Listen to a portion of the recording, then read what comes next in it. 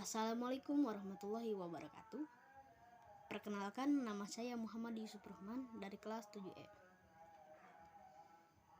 Saya ingin menceritakan dongeng Danau Laut Tawar. Alkisah, di sebuah kerajaan yang tidak diketahui namanya. Kerajaan itu terdapat di daerah Takengon. Di kerajaan itu terdapat seorang putri cantik yang bernama Pukes. Putri Pukes mencintai pria di kerajaan lain. Namun, hubungan mereka tidak disetujui oleh orang tuanya. Akan tetapi, Putri Pukes tetap yakin dan akan pergi ke kerajaan suaminya. Melihat keyakinan Putri Pukes yang begitu besar, akhirnya pesta pernikahan pun terjadi.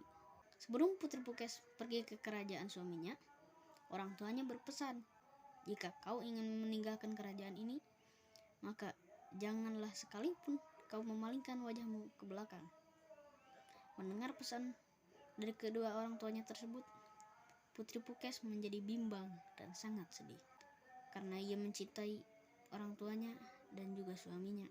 Di perjalanan, Putri Pukes dikawal oleh seorang prajurit. Tanpa disadari, Putri Pukes memalingkan wajahnya ke belakang. Tiba-tiba, bersamaan dengan itu, datanglah petir disertai hujan badai.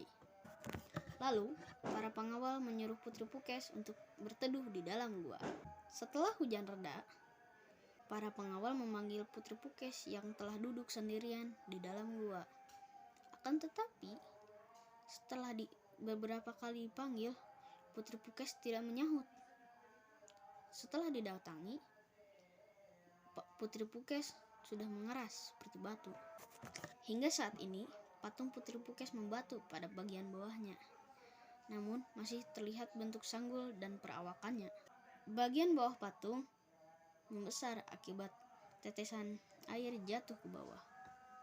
Kata salah seorang penjaga patungnya, jika ada orang yang bersedih dan mengetahui kisah patung Putri Pukes ini, patung Putri Pukes akan mengeluarkan air mata.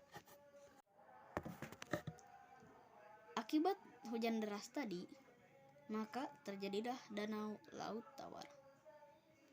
Hingga sekarang, Danau Laut Tawar sudah banyak dikunjungi orang dan menjadi tempat wisata. Pesan moral: dalam setiap kelakuan, sudah sepantasnya untuk selalu menghormati kedua orang tua kita jika tidak ingin menjadi anak yang durhaka.